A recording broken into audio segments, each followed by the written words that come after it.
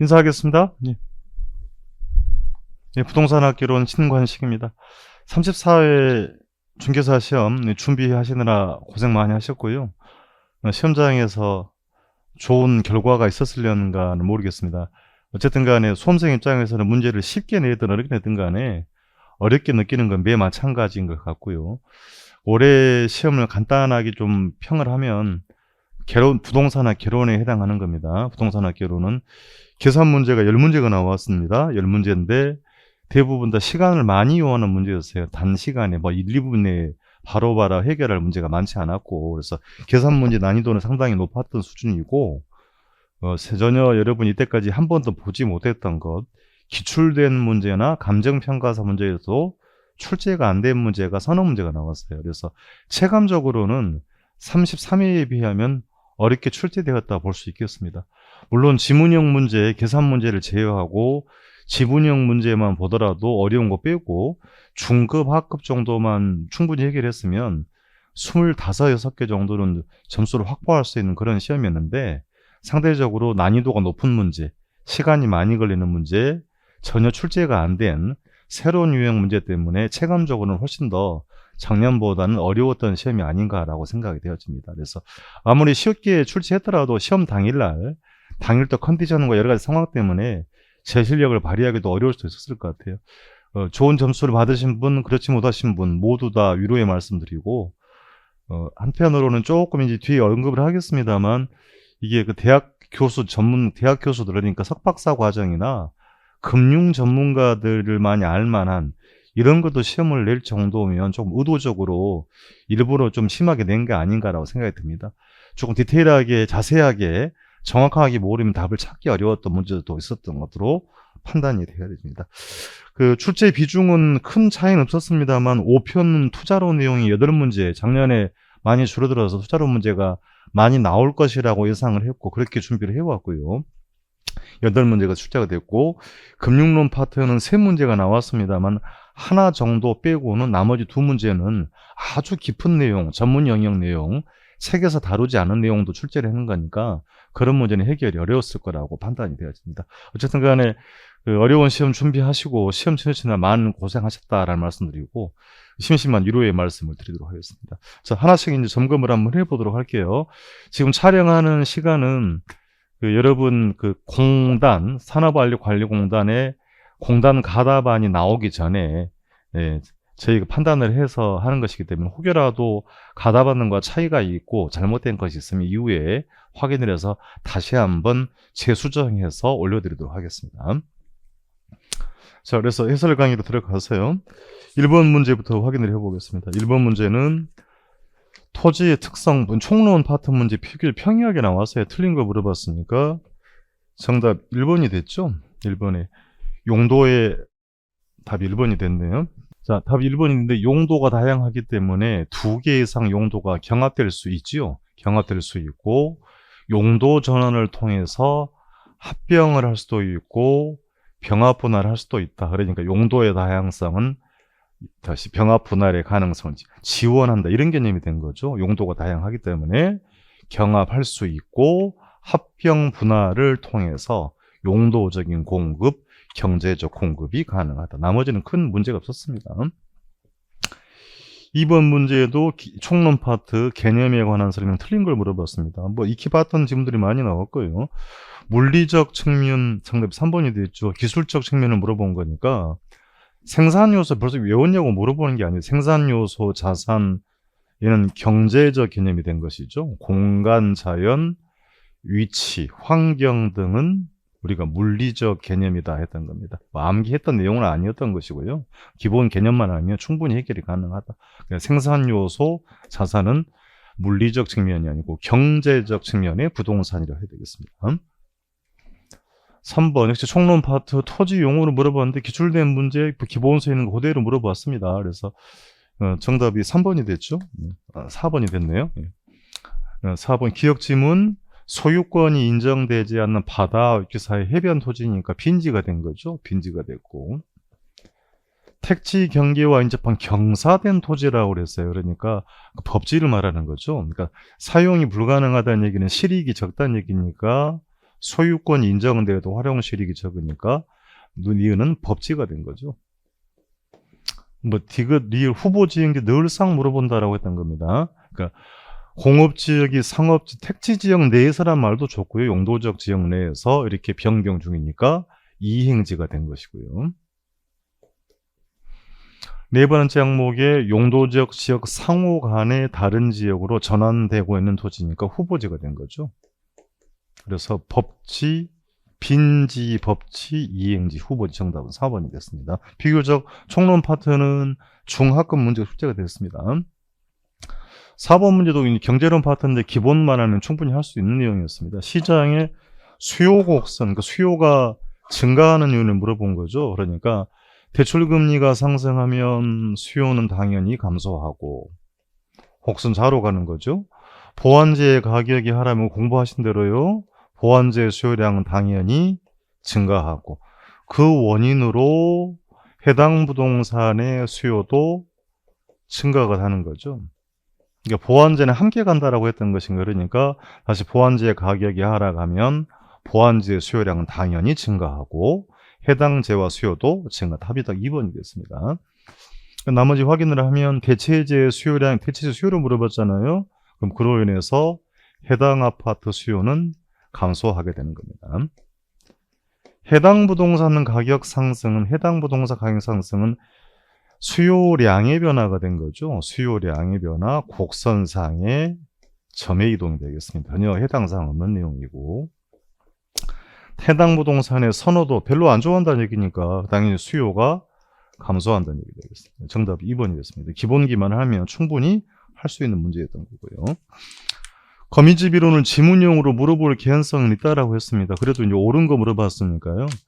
그러니까 거미집 이론은 공급의 비탄력성이라고 그랬죠. 공급이 비탄력적일 때. 그 내용을 물어본 거니까 공급 곡선의 기울기가 급할수록 기울기의 절대값이 클수록 이 조건이면 균형으로 수렴한다라고 했던 겁니다.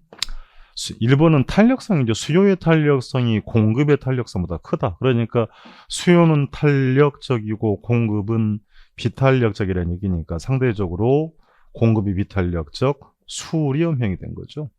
2번 가격이 변동하면 수요와 공급은 모두 즉각이 아니고 수요는 즉각적으로 반응하지만 공급은 일정한 시간이 지나야만 즉 공급의 비탄력성 시차를 두고 발생한다라고 해야 되겠습니다. 3번 수요 곡선은 기울기의 절대값을 물어봤어요. 기울기를 물어봤습니다. 공급 곡선은 기울기 절대값보다 작다. 기울기 절대값이 작으면 수요는 탄력적이라는 얘기죠. 공급은 상대적으로 기울기 값이 크다는 얘기니까 공급이 더 비탄력적 균형으로 수렴한다. 정답이 3번이 됐네요. 그래서 4번 수요와 공급이 동시적 관계로 가정해서 균형의 변화를 정태적이 아니죠. 동태적으로 그래프가 움직이면서 균형을 찾아간다는 이론이었습니다. 공급자 여기도 한쪽으로 지저분하게 좀 지어보려면 됐습니다. 현재와 미래 가격을 동시에 고려하는 게 아니죠.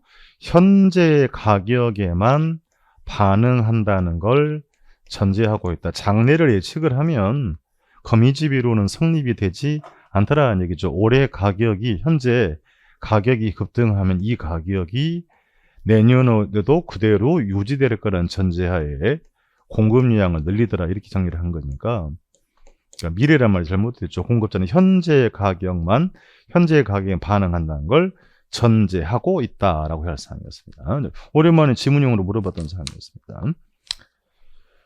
6번 문제는 손을 안 대야 할 문제가 된 거죠. 이렇게 문제 하나 해결하다 시간 다 보내버릴 수 있는 문제에서 산수 과정을 거쳐야 되기 때문에 시간이 꽤나 걸리는 문제가 됐습니다. 정답은 4번이 됐던 거고요. 자, 그럼 해당 문제를 이제 함수로 정리를 해야 되죠. 균형 가격과 균형량을 이제 구해야 하는 과정이 된 거니까 최초 그러니까 좀 과정이 좀 복잡해서 하나씩 정리를 한번 해보겠습니다. 그럼 해당 수식을 이제 균형을 물어봤으니 수식을 수요량과 공급량으로 QD equal QS로 잠깐만요. 예. 죄송합니다. QD equal QS로 정리를 해야 되는 그 수식을 정리를 한번 해볼게요. 그래서 첫 번째 수요량 QD는 40-P로 정리가 된 거고요. QD로 정리했으니까 그럼 공급함수도 원래는 3분의 2 QS 이퀄 마이너스 20 플러스 P 이제 이렇게 정리를 하고 QS로 정리를 해야 될 거니까요. 양변에 역수로 뒤집으시라 했죠. 2분의 3 곱해줘야 됩니다. 전부 다 2분의 3 2분의 3을 곱해주면 그러면 Q에서 정리된 공급함수는 마이너스 30이 된 거죠. 30 플러스 2분의 3P가 된 겁니다. 이렇게 정리된 최초의 공급량이 된 거죠.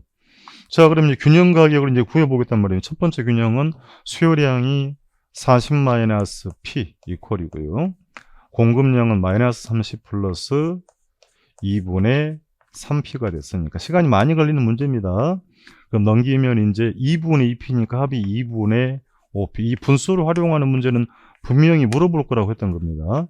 넘기면 P는 70이 되고. 역시 그럼 P로 정리를 해야 될 거니까 뒤집어서 5분의 1을 해줘야 되겠죠. 마찬가지 양변에 곱하기 5분의 1을 해주면 최초의 균형 가격이 140 나누기 됐으니까 28이 되었습니다. 그럼 균형량까지 물어봤으니까 첫 번째 균형량 구했던 28을 공급함수에 대비를 넣어보자 말입니다. 그래서 28을 여기다가 집어넣으시면 산수 과정 거치면 첫 번째 공급량이 12가 나옵니다. 그럼 두 번째 이제 수요함수는 같고요. 공급함수가 또 바뀌었죠. 두 번째 공급함수가 자 정리를 하고 가자면 이제 두 번째 공급함수가 바뀌었으니까 두 번째 공급함수는 QS 정리를 하면 QS 이퀄 마이너스 10 플러스 P로 정리를 한 겁니다. 3분의 2P죠. 3분의 2P 이퀄 P로 정리를 한 거고 그것이 동일하게 이제 QS로 정리해야 될 거니까 2분의 3을 전부 다 곱해주면 되겠습니다. 전분의 2분의 3을 곱하게 되면 자, 전부 2분의 3을 곱하기를 해주면 15가 됐죠. 마이너스 15 플러스 2분의 3P가 됩니다. 자, 그러면 이제 정리됐으니까 이게 두 번째 정리되는 공급량이 됐으니까 다시 두 번째 균형 돌아갑니다. 수요량은 40-P 이퀄 공급량은 15 플러스 마이너스죠. 15 플러스 2분의 3P 그럼 정리를 하면 오른쪽이 2분의 5P가 됐고 15가 넘어갔으니까 55가 됐죠. 플러스로 바뀌었고 그것이 동일하게 5분의 2 곱하기 5분의 1을 해주면 되겠습니다. 그럼 정리를 하게 되면 두 번째 균형 가격이 얼마가 됐나요? 균형 가격이 22가 나오고 동일하게 22를 여기다 집어넣으면 되는 거죠. 집어넣으면 두 번째 여기다 집어넣으면 됩니다. P에다가 22를 집어넣으면 두 번째 공급량은 18이 나온 겁니다. 자, 시간이 걸리는 문제가 찍어야 될 문제였어요. 그러니까 너무 많이 시간이 걸리는 거니까 균형 가격 최초 28에서 22로 그러니까 맞죠? 균형 가격은 6만 원만큼 하락했고 균형량은 12에서 18로 6만큼 증가한 거죠. 그러니까 6만큼 증가한 겁니다. 그래서 정답 이제 확인을 하고 하면 1번 지문은 아예 잘못된 거죠. 그러니까 공급 함수가 이동을 한 것이니까 1번 문제는 아예 틀린 문제죠. 공급량 증가가 아니고 공급의 변화니까 공급의 변화로 곡선 자체가 균형 가격이 하락했으니까 공급 곡선이 우측으로 이동한다라는 결과가 된 겁니다. 우측으로 이동한다. 그래야 맞는 표현이 되고 기존 아파트 시장에서 균형가격 최초가 22가 아니고 28만 원 산수 구했던 것처럼요. 3번 공급함수 변화 이후에 두 번째 변화하면서 균형량은 12가 아니고 22가 된 거죠. 균형량이 18이 된 겁니다. 균형량은 18이 된 거예요. 균형 거래량은 바뀐 건 18.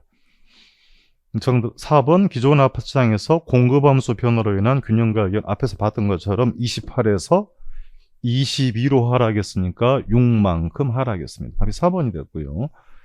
기존 아파트 시장에서 공급함수 변화로 인한 아파트의 균형 거래량은 6이 아니고 8이 아니죠. 6만큼 그러니까 산수했던 것처럼 6만큼 증가한다는 표현이 되겠습니다. 시간 안에 해결하기 어려운 문제다. 아무리 산수 잘 하시더라도요. 5분 정도 걸릴 수도 있었어요. 한번 버벅거리면 시간 금방 가니까 여러분 이런 문제 해결 안 하더라도 답을 찾는 데는 정답을 거르는 데는 큰 어려움 없는 문제다. 이런 문제는 고려를 안 해도 관계가 없는 문제였습니다. 정답은 4번이 됐고요. 7번 문제로 올라갑니다. 7번 문제 충분히 할 수 있는 문제죠. 옳은 걸 물어봤습니다.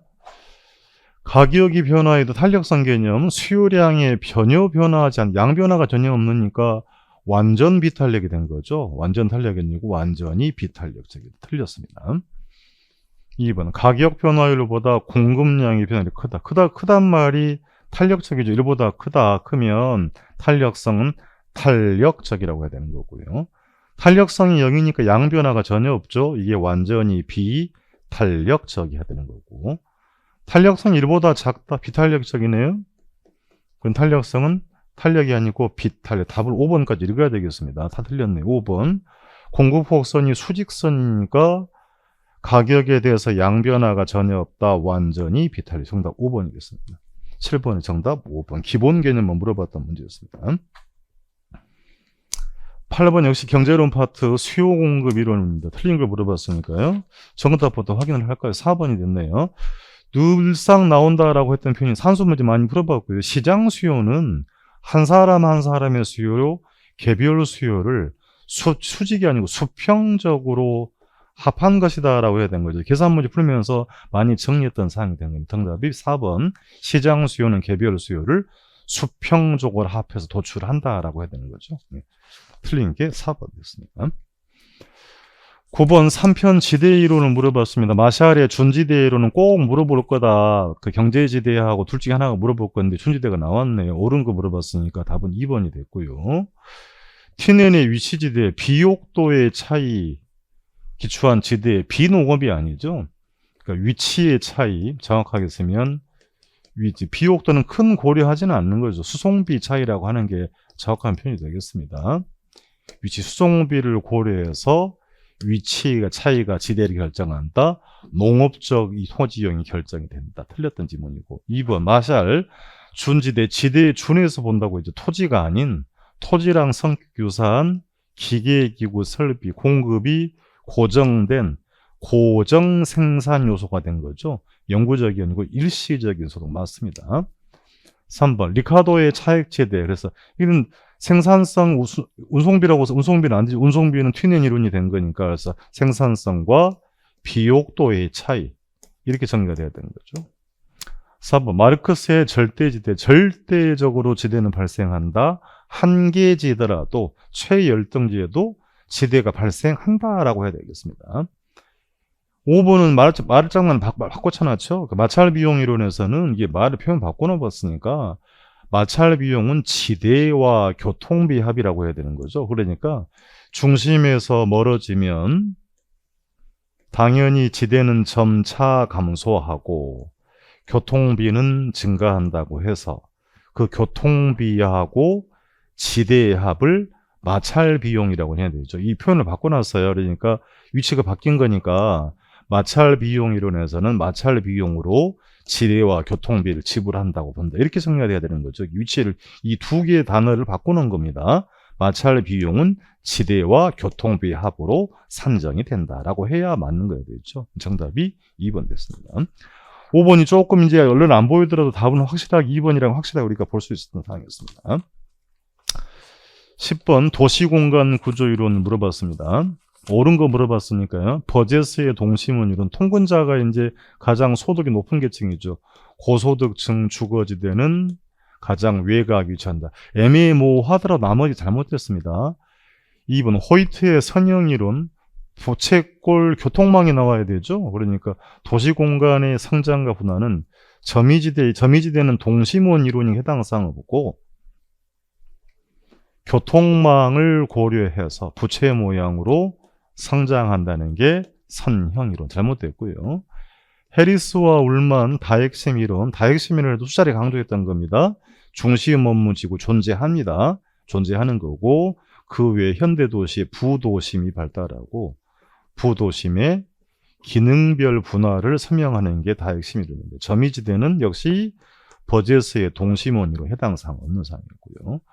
외수의 최대 수요율은 뭐가 나와야 돼요? 그러니까 수요가 최대인 곳이니까 시장 확대 가능성이 풍부한 곳이 공장의 최적 입지라는 거죠. 그러니까 수송비 집적 이익은 배버 이론이 된 거죠.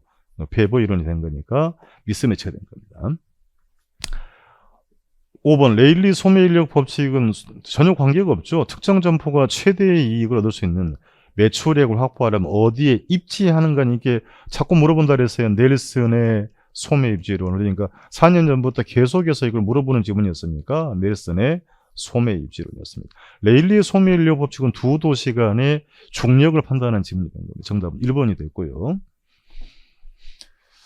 11번도 시간이 걸릴 수 있다고 했던 겁니다. 그래서 X지역의 입지 개수에 따른 기반산업 개수로, 그러니까 결국 LQ값이 1보다 큰 산업을 기반산업이라고 했으니까 산수를 해야 할 문제여서 시간이 걸리는 문제다. 그러니까 표해를 볼 때는 우리가 전국 답부터의 답은 2번이 됐고, 전국의 총이 540이죠. 1번이 된 겁니다. 그리고 전국의 A산업이 2번이 된 거죠. 번호 붙이라고 했던 거고요. 지역으로 가서 분자값, 지역 전체가 3이 된 거고, A산업 4번이 된 거죠. 전부 산수 과정을 거쳐야 하는 문제였던 겁니다. 그러니까 A산업부터 구하러 가면 전국이 총 540이죠. 540이 됐고요. 잠깐만요. 팔이 자꾸 움직여서. 예. 자, A 하겠습니다. A 전국의 총이 540이고, 그 중에 A산업이 80이 된 거죠. 번호 붙인 대로. A지역 전체로 가서 320이 됐고요.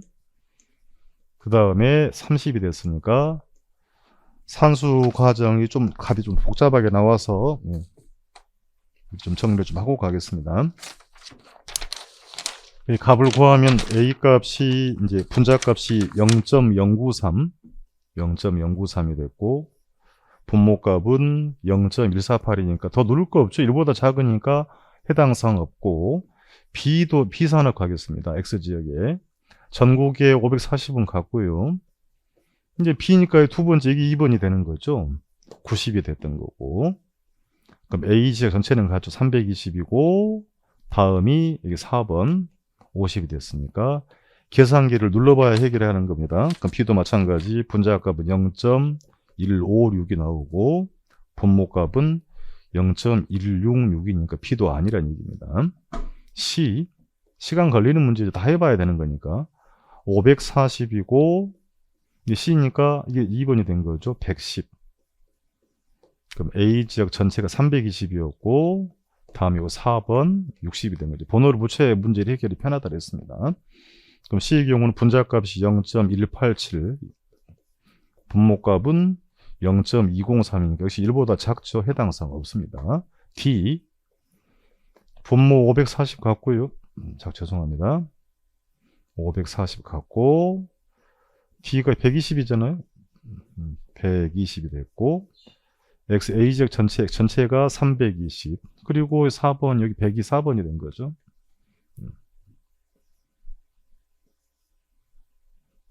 표시가 안 되네요. 잠깐만요. 300. 예, 이게 표시가 잘 안 돼서 32분의 10이 됐으니까. 산수하면 분자값이 0.3125, 0.3125가 나오고, 분모값은 0.2, 1보다 크니까 D가 됐습니다. D 하나는 이제 해결한 것이고 1보다 크고, 이사나 마찬가지로 2를 한번 구해보겠습니다. 2도 구하면 전국이 총 540, 그 중에 140이 여기 두 번째잖아요. X지역의 전체가 320, 그리고 80이 됐으니까 분자값은 0.25가 된 겁니다. 분모는 0.25 넘어가 버리죠. 0.259가 나오는 거니까 값이, 그래서 2도 아닙니다. 그래서 D산업 하나만 1보다 큰 기반산업. 할 수 있는 문제입니다. 시간이 많이 걸리는 문제였어요. 정답에서 2번이 됐습니다. 자, 이어서요. 12번 문제도 문제 유형을 좀 바꿔놨습니다. 우리 기출된 문제는 안 나왔던 건데 문제를 잘 읽어야 되겠죠. 공간 마찰 계수가 잘못 적용된 것을 확인했다라고 했습니다. 그래서 올바르게 추정한 A 매출의 월 매출액을 잘못 추정한, 그 월 매출액은 이전보다 얼마나 더 증가합니까? 물어봐. 방법은 같다고 했습니다. 그러니까 잘못된 적용부터 해야 되겠습니다. 그러니까 첫 번째 이제 이걸 그대로 우리 같이 하랬잖아요. 그러니까 A로 구할 중력을 구하면 750, 마찰 계수 1로 썼으니까 그냥 5입니다. 그럼 B 값이 2500이고, 마찰 계수 1이니까 10이 됐고요. C로 갈 중력 500이 됐고 5kg. 이렇게 구한 값이 이제 산수를 하고 가시면 계산기를 제가 눌러봐야 되겠네요. 잠깐만요. 산수가 안 돼서 150이 된 거고요. 여기는 250, 100이 됐죠. 그러니까 150대 250대 100이니까 전체가 500이죠. 500분의 300, 150이 된 거니까 30%가 된 거죠. 최초에 30%니까 그러면 1인당 소비액이 30만 원, 만 명 중에 33만 명이죠. 그러니까 최초에 3만 명 곱하기 30만 원이 됐으니까 최초 매출액이 9억. 그럼 이게 잘못 계산된 거니까 마찰의 개수를 이제 2로 해서 그대로 하면 되겠는데, 그대로 이 자승하면 되는 거죠. 여기다 할게요. 그럼 750 나누기 25니까요. 30이 된가요? 750 나누기 25. 30이 된 거예요. 값이 30이 됐고, 중력이. 2500 나누기 100이 됐으니까 25가 된 거고요. 500 나누기 20, 여기 자성이 25, 500 나누기 20이 된 거죠. 그러니까 전체 30대 25대 20, 75분의 30이 된 거죠. 퍼센트로 하면 40%, 0.4. 그럼 4만 명이라는 얘기니까 4만 명 곱하기 매출액 30만 원, 12억 됐죠. 그러니까 최초에 9억에서 12억으로 3억 원만큼 매출액이 증가해. 답이 3번이 되죠. 마찬가지 시간이 좀 걸리는 문제였던 거고, 우리 시험에서 뭐 비슷한 문제가 있긴 합니다만 이런 식의 문제는 처음 나왔던 건데 좀 당황할 수 있었던 문제였던 겁니다. 13번 배버의 최소 비용, 공업 입시를 물어봤는데 편하게 드렸는데 디테일하게 물어봤어요. 그러니까 답 2번이 됐죠. 등 비용성, 등 수송비선은 등이 같다는 얘기잖아요. 이 수송비란 얘기죠. 최소 수송비 지점으로부터 기업이 입지를 바꿀 때 운송비와 노동비가 들어가면 되죠. 운송비가 동일한 지점을 연결한 선을 등 운송비선이다라고 했던 겁니다. 그래서 3번, 5번, 3번, 4번 인용 내용 내용들 시험에 꼭 물어볼 거다라고 했던 결국은 등장을 했어요. 그러니까 등 비용성, 운송비가 동일한 지점을 연결한 선을 등 수송비선, 등 비용. 정답은 2번이겠습니다. 14번 크리스탈러 중심지론, 답을 찾기는 쉽지 않았을 것 같습니다. 정확하게 이제 용어를 물어봤으니까 좀 논란의 여지는 보이긴 합니다만 답을 찾기는 쉽지 않았을 것 같고요. 답이 3번이 됐습니다. 배후지, 중심지에 의해서 상권을 말하는 거니까 재화나 서비스를 제공하는 지역이다. 뭐 주변이란 말이 크게 의미는 없어 보이고요. 그러면 1번을 정확하게 쓰면 중심지 기능이 유지되기 위한 최소한의 수요 요구 금요를 최소 요구, 이렇게 정확하게 물어본 것 같아요. 그럼 이 두 번째 항목, 수요가 0 되는 범위가 이게 뭡니까? 그러니까 이게 도달 범위가 된 거죠. 판매량이 0, 수요가 0인 범위를 제어하에 도달 범위가 된 거죠. 4번 항목, 이게 최소 요구 범위가 된 거죠. 4번이 최소 요구 범위. 최소 요구치와 최소 요구 범위를 정확하게 구분을 하냐고 물어봤던 문제였으니까 쉽지 않았던 겁니다. 정상 이윤을 얻을 만큼의 소비자를 포함하는 거리를 우리가 최소 요구 범위다. 5번은 지문을 바꿔놨습니다. 배후지에서가 아니고 중심지에서 배후지로 제공되는, 이렇게 바꿔야 되죠. 재화나 서비스를 이렇게 표현해드리는 위치를 바꾸는 겁니다. 정답이 3번. 논란의 여지는 좀 있어 보이긴 한데 출제 교수는 아주 디테일하게 물어봤습니다. 그러니까 비슷한 개념으로 정답 처리를 한 게 아니고 원론 그대로 이제 출제를 한 것 같은데 이후 다시 한번 검토를 해보도록 하겠습니다. 14번 문제는. 일단은 3번이라고 답을 해야 맞는 것 같고요. 15번 문제입니다. 조세 유형을 가지고 물어봤어요. 이제 세법 시간에 충분히 했던 것이기 때문에 답은 찾아낼 수 있었을 겁니다. 1차 하신 분들은 좀 답답한 문제였던 거고요. 뭐 기본만 알더라도 비읍 시옷의 내용들은 개론에서 다룬 내용이 아니다 보니까 답답할 수 있었습니다. 1번 취득세와 재산세는 기역 미음 끝 지방세 맞죠? 맞고, 그러면 미음 디귿은 미음이니까 보유 단계에서 아니잖아요. 그러니까 결국은 이제 1번은 재산세만 해당한다라고 해야 되죠. 그래야 맞는 표현이 될 것 같고요. 2번 취득세는 기역 디귿세. 취득세 기역이니까 지방세 그리고 디귿이 취득 단계에 맞고 종합부동산세 니은 국세고 다음 미음이니까 보유 단계 맞고 그럼 틀린 게 여기 잘못된 거죠. 여기는 그러니까 취득세만 해당한다. 공통점 비읍 잘못됐습니다.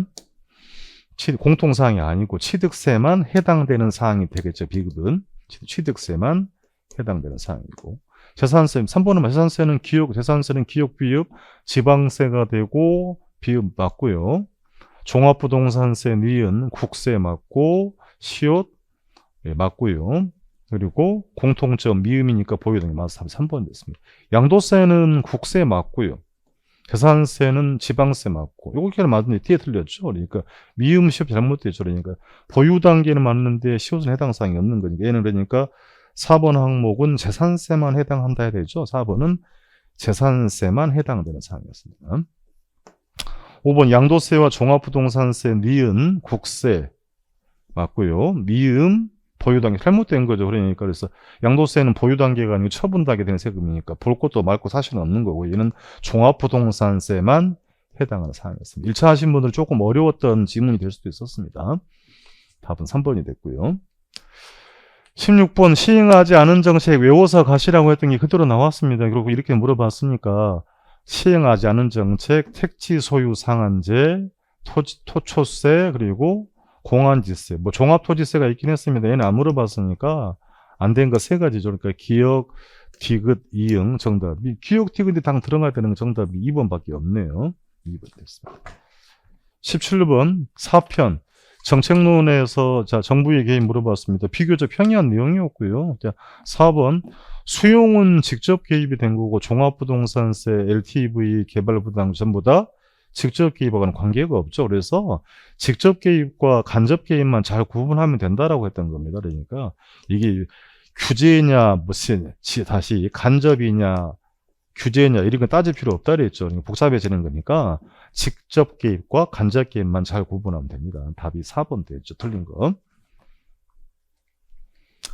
18번 문제에 투자론 내용이 나왔습니다. 아주 오래전에 문제가 나왔어요. 그러니까 13회까지 출제되고 이게 안 나온 이유는 이후에 수년가 수년제 같이 이게 이제 본격적으로 논의가 되면서 시험에 등장을 하면서 출제를 안 했던 건데 같은 요령을 하는 거죠. 그러니까 개론의 기본 표현인 거니까 현재의 가치는 퓨처 밸류 미래의 가치를 1 플러스 R의 N승으로 할인해서 가치를 구하는 개념입니다. 투자 가치를 어떻게 구합니까? 라고 하면 그러니까 이 자료만 활용하면 되는 거니까 장래 예상되는 순영업 소득을 요구 수익률로 할인해서 이렇게 구하는 게 투자 가치가 된 겁니다. 그러니까 순소득을 구하고 요구 수익률 결정하면 되는 거니까 무위험률, 할증률, 예상 인플레이를 합이 9%가 된 거죠. 분모값이 0.09다. 순영업 소득이 4,500이 됐으니까 4,500만 원 나누기 0.09 투자 가치가 5억이 됐죠. 예, 3번. 사실은 이런 문제는 13회 이후로 출제를 안 했어요. 그러니까 모르겠습니다. 어떤 의도로 가지고 내는 게 맞추라고 낸 문제일 수도 있겠습니다만 너무 안 나왔던 문제가 나왔던 거다. 그래서 기출문제를 이제 아주 오래전에 문제, 20년 지난 전에 문제를 출제를 했으니까 수년제 가치 구하는 같은 요령으로 해결하는 문제였던 겁니다. 정답이 3번이 됐고요. 19번 문제입니다. 정책론에 우리나라 주거 정책 뭐 충분히 해결할 수 있었던 문제다. 틀린 걸 모두 골라라. 안 보긴 했습니다. 우리나라는 주거에 대한 권리, 주거 기본법이라는 게 있죠. 그 법의 권리를 인정하고 있다. 네, 틀린 걸 물어봤으니까요.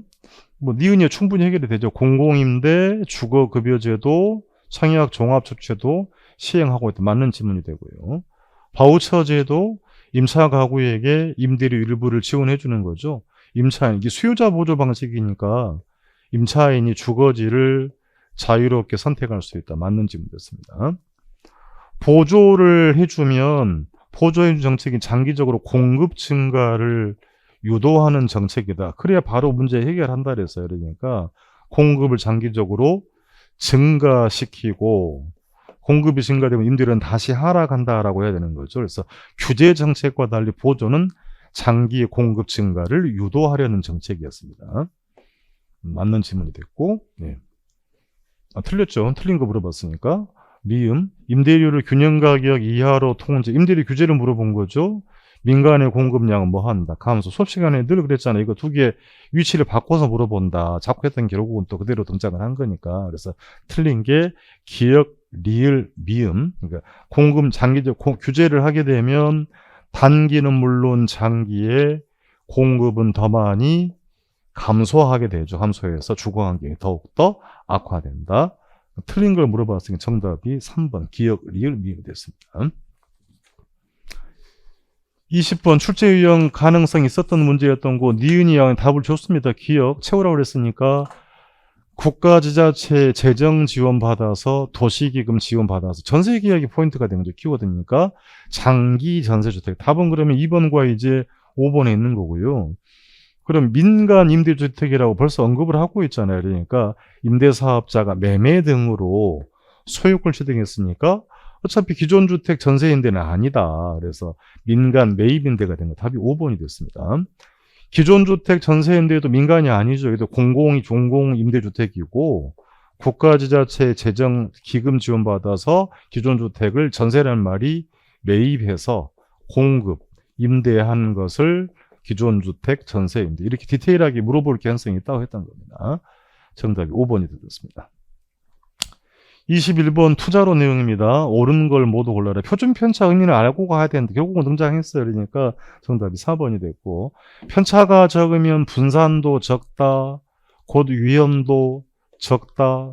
그러니까 수반되는 위험은 커진다가 아니고 작아진다. 틀렸습니다. 합리적인 투자자가 위험 회피형이었죠. 변동계수가 작으면 상대적 위험이 적은 것이니까 선호한다. 네, 맞고요. 경기 변동, 인플레 위험, 이자율 변동 위험, 체계적 위험, 용어 물어본다 그랬습니다. 체계적 위험에 해당한다. 투자자가 원하는 시기에 현금화하지 못할 유동성 위험이죠. 황금성 위험 혹은 유동성 위험. 뭐 애매모호한 표현이 보이더라도 답은 확연하게 틀린 게 두 개가 보였어요. 그러니까 기억, 디귿이 잘못되어 있고 옳은 걸 물어봤으니까 정답은 4번 됐습니다.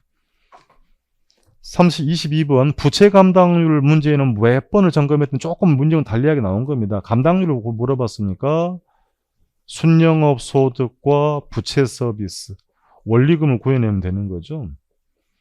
부채 서비스 이게 원리금이잖아요. 원리금은 융자금 곱하기 저당 상수한다 그랬어요. 그러면 분자값부터 해결해 볼까요? 순을 구해야 될 거니까 담보 인정 비율이 시장가치 50%다 그랬으니까요. 그러니까 융자 금액이 결국 2억 5천이라는 얘기고요. 그럼 저당상수, 융자금 곱하기 저당상수 하면 곱하기 하면 되죠. 이렇게 곱하게 돼야 되면 원리금이 분모값은 3천만 원이 되는 겁니다. 그러니까 순영업 소득이야 가유순 더하기 빼기 하는 과정이 되죠. 가능 총소득 5천만 원. 공실이 10%니까 500을 빼면 되겠습니다. 그럼 유효 총소득이 4,500. 영업 경비가 유효의 28%, 유효의 28%를 곱하면 되겠습니다. 산수한 값이 1260이 나오죠. 그럼 순영업 소득이 3240이 됐네요. 순영업 소득이 3240. 계산기 누르면 되겠습니다. 그럼 1.08. 정답 1번 됐습니다. 비슷한 문제를 많이 점검했던 내용이었던 거고요. 23번. 좀 사이드 내용 물어봤어요. 세후 승수를 구해라. 그러니까 세후 승수니까 알고자 하는 게 세후. 자, 그러니까 세후 현금은 수지가 됐고 분자는 지분 투자액이죠. 그러니까 지분 투자액과 세후 현금 수지를 찾아내야 된다. 그럼 총 투자 금액이 5억이라고 줬고요. 필요 없고 지분 투자 금액이 단위가 만, 10만, 100만, 1000만, 5억이잖아요. 그럼 지분 투자 금액이 3억 6천이 됐습니다. 3억 6천이 됐고 그럼 세후만 구하면 되는 거죠. 똑같은 방법입니다. 가능 6천만 원, 공실이 10%, 0.15. 그럼 900이 빼면 되겠네요. 그럼 유효 총소득은 5,100이 됐고 영업 경비는 이거 재산세밖에 없는 거니까 500만 빼면 되겠습니다. 그러면 순소득이 4,600, 원리금이 600만 원이네요. 그럼 세전수지가 4천만 원, 소득세가 400만 원, 세후는 3,600. 역시 시간이 걸릴 수 있는 문제다. 그러니까 값이 10이 됐죠. 뭐 사이드 내용이긴 하나 시간이 걸리는 문제였던 거예요. 상답이 2번이 맞죠? 2번 됐습니다. 24번 투자돈 내용입니다. 답이 딱 1번의 표지였습니다. 시중금리, 똑같은 얘기 시장금리. 단순하게 금리가 상승하면 무위험률이 상승하면 당연히 요구 수익률도 상승한다. 요구 수익률은 무위험률 플러스 마이너스 위험 할증률이 했으니까 아주 중요한 개념이었습니다. 이자율이 상승하면 요구도 아울러 하락이 아니고 나머지 사실 읽어야 될 내용도 없는 답이 딱 1번이 돼버린 겁니다. 25번 기출된 문제도 비슷한데 이번에 정답을 3번으로 줬네요. 자, 지분 환원율이 뭡니까? 지분 투자 수익률을 말하는 거니까. 자, 거꾸로 풀어가는 방법도 있긴 한데 해보겠습니다. 그러니까 유효 총소 수수를 활용하라는 얘기는 승수가 4라고 줬어요. 그러면 유효 총소득 총투자액 잘못됐네요. 총투자액이고 분모는 유효 지분 투자 문제 잘못 읽었습니다. 합니다. 10억이 총투자 금액이 된 거죠. 총투자 금액이 10억이 됐고요. 그러면 이제 여기 지분 총투자 유효 총소득이 2억 5천이 된 거죠. 이 분모값을 물어야 됐으니 다시 할게요. 승수를 4를 줬고 총투자 금액이 10억. 유효가 얘를 찾아야 되죠. 2억 5천. 그러니까 얘를 물어봤으니까 나누기 2억 5천 됐고 유효가 2억 5천 됐으니까 2억 5천에다가 영업경비는 필요 없는 상황이고 순소득이 2억 원. 그럼 영업경비 효군이 필요한 건 아닙니다. 5천만 원이 된 거고요. 원리금이 2천만 원이라고 됐네요. 부채 서비스가. 그럼 세전수지가 1억 8천 됐습니다. 자, 그럼 가지고 푸는 게 유효는 2억 5천 맞고요. 이 부채 비율은 자기 자본에 대한 타인 자본 비율이다. 그럼 자기 자본 총 10억이었으니까 지분이 8억이죠. 그럼 융자 금액이 2억인 얘기니까 융자 금액이 2억이 된 거고요. 잠깐만요. 자, 부채 비율 자기 자본이 8억. 미안합니다. 융자금이 2억 됐으니까 부채 비율이 25%. 맞습니다. 지분 환원율이 지분 투자 수익률이잖아요. 그러니까 지분 투자 수익률은 지분 투자 금액이 8억. 세전 수지가 1억 8천. 계산기를 한번 눌러볼까요? 1억 8천 나누기 8억이 됐습니다. 22.5%가 된 거죠. 그러니까 여기는 25%가 아니고 22.5%. 정답이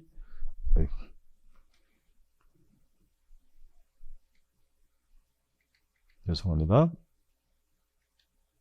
22.5%. 4번, 5번은 역수관계니까 그냥 답이 된 거죠. 종합반원 굳이 한수하면 종합반원율은 5번, 총투자 금액이 10억이고 순소득 2억이 됐으니까 20% 맞고요. 이게 역수가 성수가 된 거니까 당연히 4번, 5번은 맞습니다. 정답 이번에 이걸 3번을 줬네요. 정답이 3번 됐습니다. 26번 문제로 갑니다. 투자론 내용 답은 딱 1번을 줬고요. 내부 수익률은 수익률이 되기도 하고 할인율이 될 수도 있다고 했습니다. 그래서 유입의 현재 가치와 유출 현가를 같게 만드는 할인율이니까 PI 값은 1로 순현가치가 0, 이거 거저먹는 문제죠. PI가 0이 될 수가 없잖아요. PI 값 1로 순현가치 0으로 만드는 할인율이라고 해도 답이 1번이 됐습니다. 나머지 더 읽어야 할 필요가 없는 내용이었고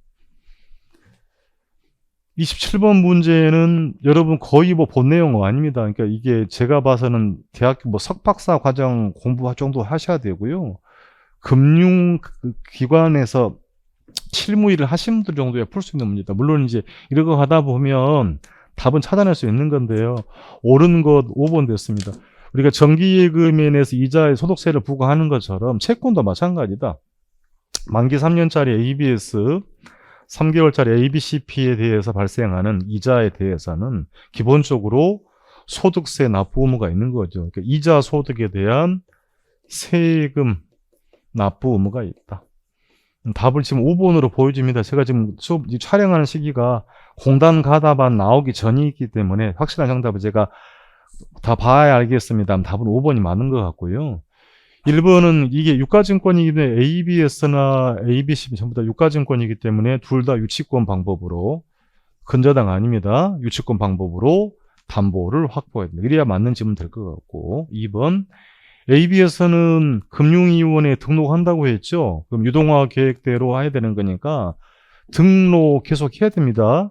등록 없이가 아니고 등록한 상태에서도 발행이 가능하다. 그러니까 유동화 계획 따를 경우 금융위원회 등록 절차를 거치면서 하는 거고요.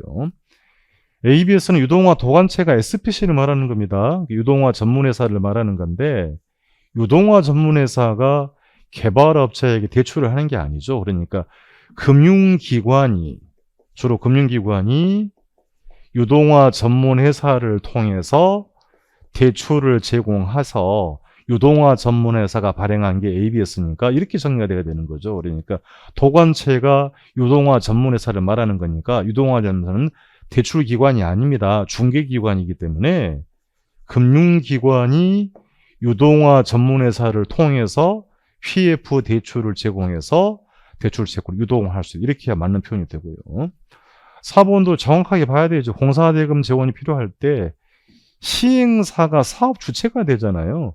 공사대금 채권이 아니다. 그러니까 바꿔야 돼. 공사 매출 채권이라고 해야 됩니다. 공사 매출 채권을 받아야 할, 공사를 실행하고 나서 원금이 다시 공사를 실행하고 나서 공사 매출에 대한 그 수익금을 받을 권리입니다. 그를 담보로 ABCP를 발행해서, 그러니까 여기 발행할 때는 마찬가지 유동화 전문회사나 SPC나 도관체를 활용을 해서 ABCP를 발행해서 이렇게 표현이 돼야 되겠죠. 그러니까 시행사가 공사대금 채권이 아니라 공사 매출 채권을 담보로 ABCP를 발행하고라고 해야 표현이 되고요.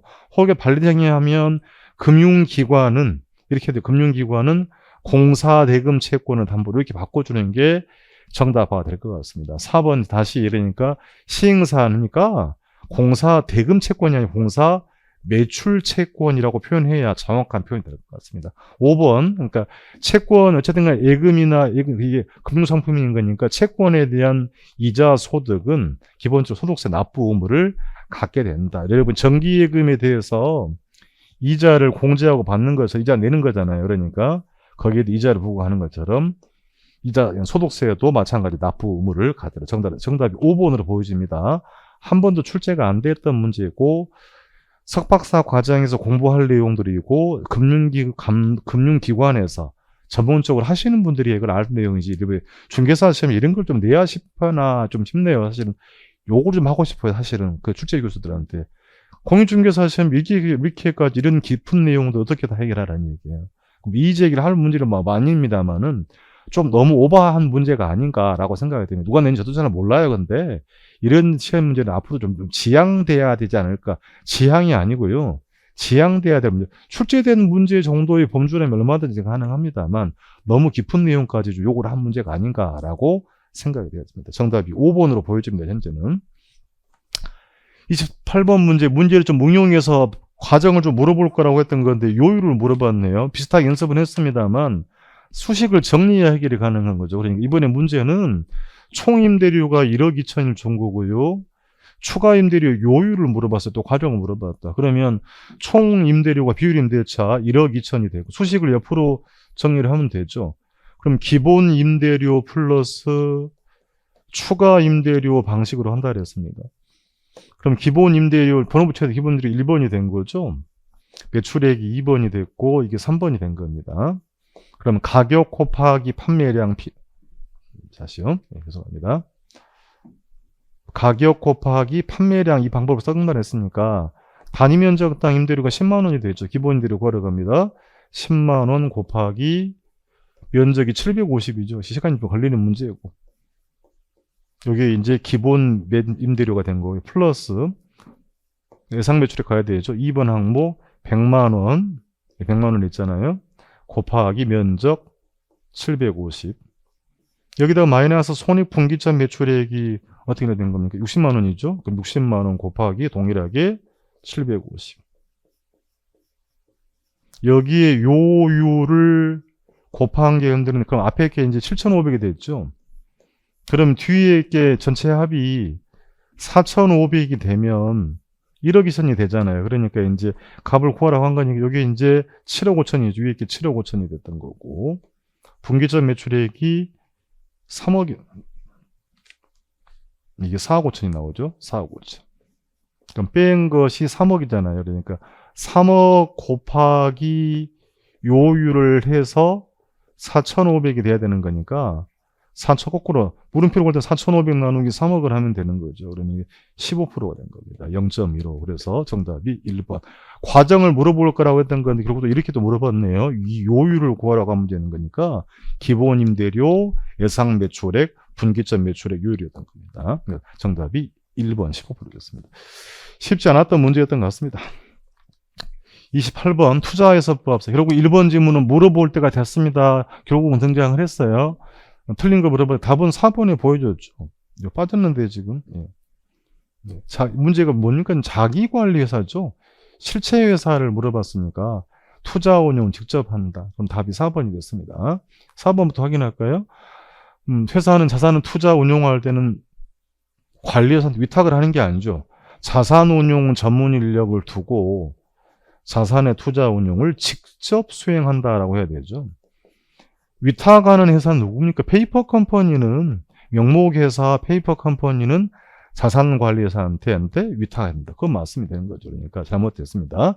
맡기지 않고 운용 전문 인력을 두고 직접 투자하는 것이 자기관리회사다. 1번 지금 국장, 주요 출자자, 결국 물어본다 그랬어요. 주요 출자자의 적격성을 심사하여, 그대로 나왔던 질문이고, 70억 자본금 기본, 뭐 이미 한 번 더 등장한 거죠. 미공개 운용 정보 이용해서 아니 된다. 5번 숫자가 중요한 게 아니고 자꾸 바뀌니까요. 배당한도 무슨 숫자 별로 의미 없습니다. 그러니까 이런 숫자에 의미를 부여하지 말라고 자꾸 개정이 돼버리는 거니까 숫자에 큰 의미는 없고 정답이 4번. 4번 답을 줬다는 겁니다. 30번 문제도 전문 영역 내용이에요. 여러분이 공부했던 내용 가지고 해결하기 좀 어려운 건데 기본적으로 R값이 오르면 채권 이자율 수익률이 상승한단 말은, 채권 수익률이 상승한단 말은 할인율이 상승한다는 얘기입니까? 그럼 결론은 가격은 하락한다. 여러분 투자론 시간에 공부했던 내용들을 응용하는 문제는 쉽지 않았던 문제고요. 퓨처밸류 1 플러스 Rn, 이게 채권의 현재 가치입니다. 그럼 미래 현금 흐름이고 할인율이 커지면 가격은 하락한다는 거고, 기간이 비교 한번 할까요? 2년일 때와 10년일 때. 그럼 10년일 때가 분모값이 커져버리죠. 그러니까 만기가 길어지면, 그러니까 길어질 때 할인율이 값이 커지면 가격은 더 크게 하락한다. 즉 장기 채권이 동일한 단기 채권보다 장기 채권이 가격 변동 위험이 더 크다라는 내용을 좀 물어본 사항입니다. 자, 옳은 거 물어봤습니다. 1번 답은 5번이 됐고요. 5번으로 보여집니다. 투자자들이 가까운 시일에 채권 시장 수익률, 채권 할인율입니다. 그러니까 이게 시험 언론사에는 수익률이라고 하는 거니까 여기 있어요. 하락을 예상한다 그랬으니까 거꾸로 채권 가격은 상승한다는 얘기예요. R값이 채권 다시 수익률 할인율이 하락하면 채권 가격은 상승한다는 얘기니까 그러면 채권을 사야 되는 거죠. 그러니까 그걸 좀 물어본 게 아니고 예상한다면 채권 가격이 오를 거라고 예상하는 것이고, 그러면 가중평균 상환기간이라는 말이 만기가 긴 장기 채권일수록 가격은 더 크게 상승한다라고 해야 되죠. 채권 수익률이 여기서 하락해서 간다 그랬으니까 그럼 서로 채권을 자꾸 더 살려고 할 거 아닙니까? 그럼 채권 가격이 오를 거니까 가격은 더 크게 상승한다. 사실 뭐 간단하게 보면 R값이 떨어지면 가격은 상승한다라는 개념이 된 겁니다. 1번 틀렸고요. 2번 채무 불이행이 없는 MBS. MBS는 물어본 거죠. 그러니까 가격은 수익률 변동이 폭우 왔어요. 그러니까 디폴트를 지급보증, 국가가 이렇게 지급보증해서 채무 불이행이 없다 하더라도 채권도 가격 변동 위험은 있다. 받는 이자는 같습니다만은 채권 가격, R값이 오르면 채권 가격은 하락하고 R값이 하락하면 채권 가격은 상승한다라고 하는 거니까 그런 수익률 변동 영향을 받게 된다. 그러니까 수익률이 상승하면 채권 가격은 하락한다라고 답을 해야 되는 거죠. 2번 틀렸고요. 3번 자본시장 내 다른 투자수, 예를 들면 국채입니다. 국채와 예를 들면 경쟁함으로 동일 위험 수준의 다른 투자수의 수익률이 상승한다. 그러니까 다시 R값이 오르면 가격이 하락한다라고 대응하는 거니까 MBS 가격도 당연히 상승이 아니고 하락한다라고 해야 되죠.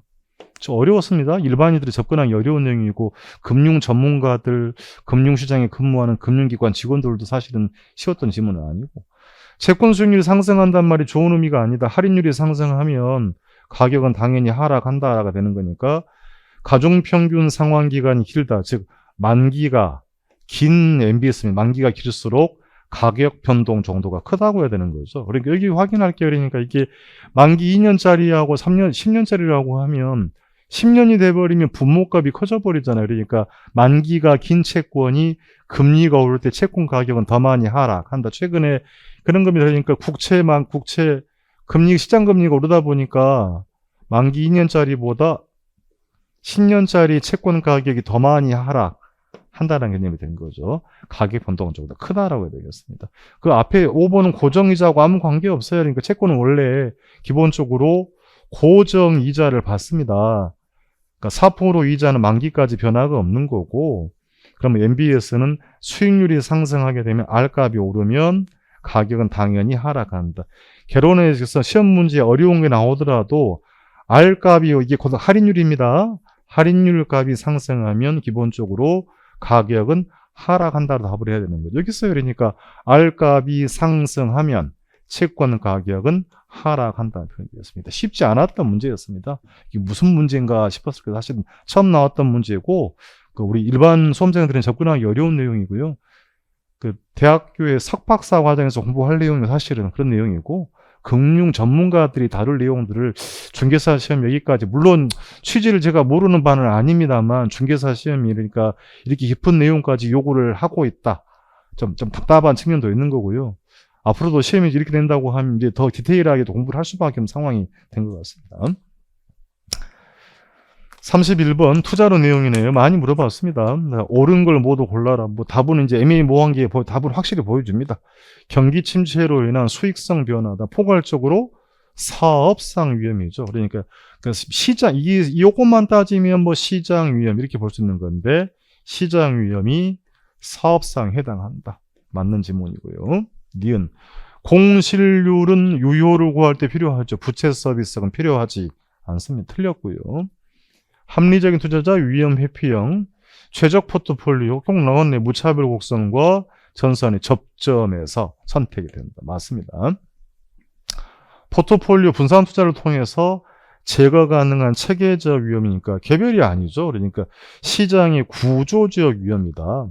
시장 위험이라고 했던 것이니까 그 개별상에 따른 위험은 비체계적이 됐으니까 용어 잘못됐습니다. 단골지문 민감도 분석 위험을 통제하는 거죠. 투입 요소, 위험 요소의 변화가 투자안의 수익률, 결과치에 수익성에 어떤 영향을 미치겠습니까? 해서 분석하는 게 민감도 분석이죠. 그러니까 옳은 걸 물어봤으니까 기억, 디귿, 미음 정답이 니은을 확연하게 잘못되잖아요. 니은, 니를 확연하게 들어가면 안 되는 것이니까 그러고내더라도 정답이 2번이겠습니다. 32번 관리 방식을 보기에서 고르라고 했어요. 그래서 자기 관리, 위탁 관리를 지금 장단점 물어봤으니까 통제권이 강화된다.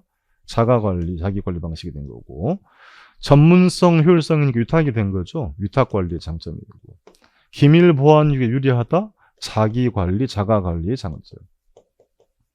설비 고도화라 전문이라는 얘기죠. 마찬가지 위탁 관리가 된 거고요.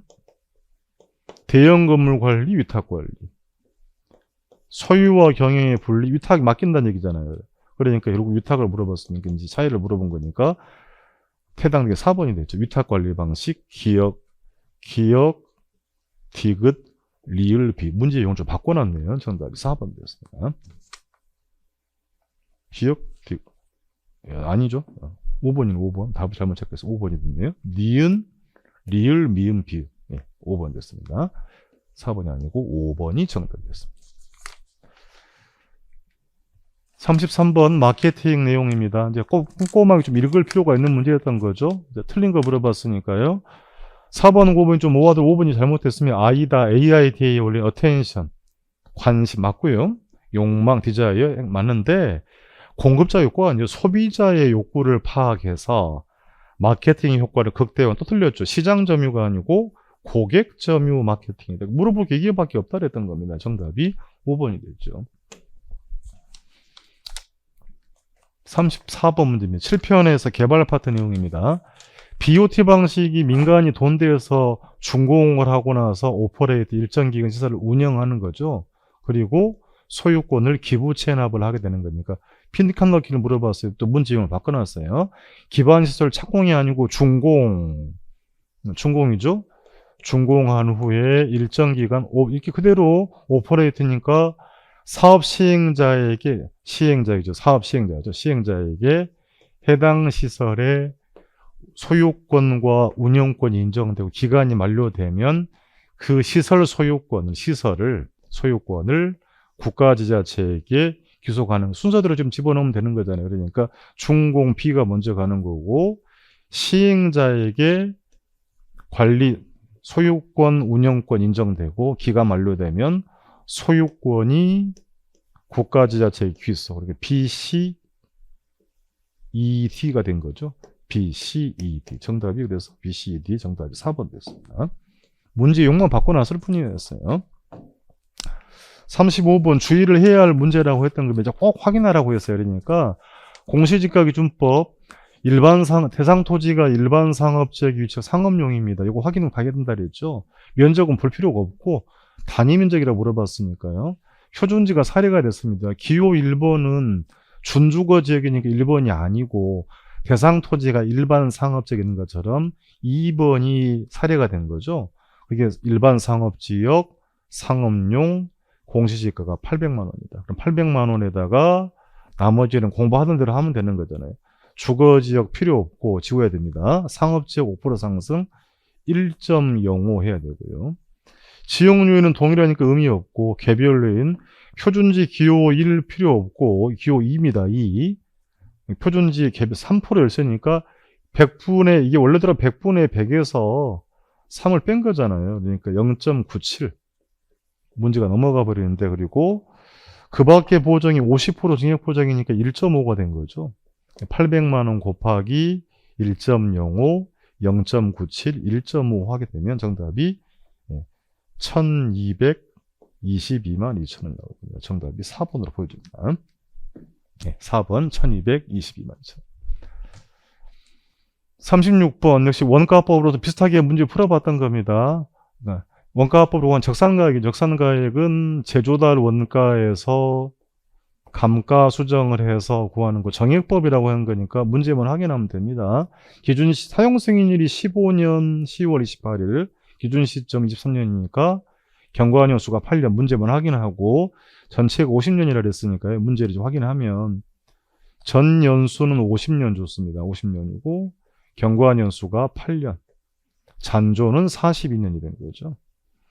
신축 공사비가 120만 원인데 단위 면적당 그럼 총 면적이 250 나왔잖아요. 그러면 그게 지금 이게 신축 원가니까 120만 원 곱하기 면적 250제곱미터 여기다가 공사비 변동분 1.5를 반영을 해야 되는 거죠. 곱하기 1.5를 하게 되면 제조달 원가가 4억 5천이 되죠.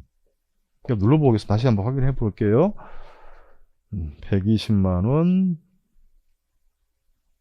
곱하기 250 면적 곱하기 변동률 1.5죠. 1.5.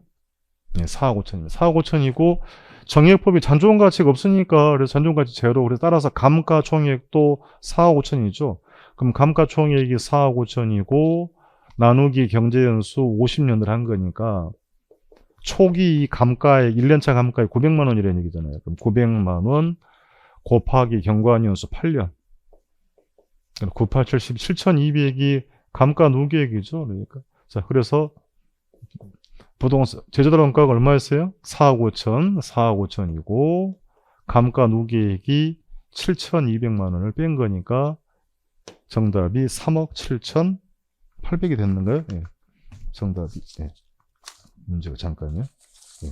정답이 5번, 예. 3억 5번이 됐습니다. 비슷하게 물어볼 거라고 했더니 결국 개수를 물어봤네요. 자, 그러니까 수익환원법이니까 저작권, 상표권, 무형자산이 전부 다 수익환원법이죠. 상표권, 저작권, 광업재단, 돈 벌어들인다, 특허권, 기업가치, 실용신앙권. 그러니까 과수원은 거래 사례 비교법, 임대료는 임대사료 비교법이 된 거죠. 6개가 됐습니다. 그러니까 하나만 몰라도 좀 고민스러웠던 문제였던 건 사실이죠. 쉬웠던 문제는 아니, 이렇게 주면, 그러니까 개수를 물어봐 버리면 5개냐, 6개냐 고민을 또 많이 하신 분들이 있었을 것 같아요. 그래서 개수 물어봤던 건 쉬웠던 문제는 아니었습니다. 정답은 5번 됐고요. 6개 됐습니다. 38번 감정평가 규칙, 구색 갖춰놓고 문제 꼭 1번 똑같이 나왔어요. 그러니까 수익 분석법이 아니고 기초가액이 안 되면 외우라 그랬잖아요. 수식을 곱 이대로다가 경비를 더한 거니까 이게 적산법이다. 적산법에는 적산이란 단어가 안 나오니까 꼭 물어볼 거라고 했던 거예요. 그러니까 기초가액이 기대율 곱하여 산정한 기대 수익에 물건을 계속 인대한 경비를 더해서 하는 것이 적산. 답은 1번이 됐으니 나머지를 읽어야 할 이유가 없어요. 나머지 다 여러분 점검을 했던 사항이 된 겁니다. 39번 가격 공시, 여기도 마찬가지 작년 문제 저거 또 건드리 또 물어봤던 겁니다. 틀린 거 물어봤으니까 답 2번이 됐죠. 국장이 표준지 공시지가를 조사 평가할 때는 토지와 주택이 다르다 하기 때문에 부동산원이 아니고 둘 이상의 감정평가 법인이죠. 감정평가 법인 등에게 의뢰한다 몇 번을 강조를 했던 사항입니다. 그러니까 토지는 평가 법인 등 주택은 부동산원의 조사 의뢰. 답이 2번이 됐어요. 틀린 거 물어봤으니까. 40번 문제로 갑니다. 쉽게 줬던 문제입니다. 동일수법권 똑같이 나왔고요. 옳은 게 됐네요. 1번이 됐죠. 사례 선택의 범위, 대상 부동산과 대체 경쟁이 성립해야 되죠. 가치 형성에 다른 부동산이 존재하는 건 조심하라고 했던 것이고요. 인근지 유사지역을 포함한다. 2번 지역 분석이란 지역 요인 분석은 맞는데 최유효 이용이 아니죠. 대상 지역의 표준적 이용을 판정한다라고 해야 될 사항이었습니다. 인근 지역 또 물어봤네요. 속한 지역 맞고 동질적 맞고 인근 지역이니까 개별이 아니고 지역 요인을 공유하는 지역이다. 4번 개별 분석, 개별 요인 맞고요. 지역이 아니고 대상 부동산의 최유효 이용이죠. 전부 엉터리 지문입니다. 최유효 이용을 판정해서 구체적인 가격을 구하는 작업이다. 5번은 거저먹는 문제였어요. 지역 분석을 먼저 해, 지역 분석 이후에 개별 분석을 하는 거죠. 그래서 개별 분석보다 지역 분석을 먼저 하는 게 일반적. 이렇게 해야 맞는 표현이겠습니다. 자, 그렇게 해서 40문제를 모두 쭉 점검을 해봤어요. 공단 가답안이 나오기 전입니다. 저도 정답을 100% 확신을 할 수는 없어요. 그러니까 그 맨바닥에 헤딩하는 식으로 지금 문제를 풀었던 것이고요. 이제 가답안이 나와서 혹여 제가 잘못된 게 있으면 수정해서 다시 바로 잡아드리도록 하겠습니다. 시험이 작년보다는 다시 이제 정리를 하면 작년보다는 조금 더 어려웠어요. 그러니까 상급 문제가 좀 많았다.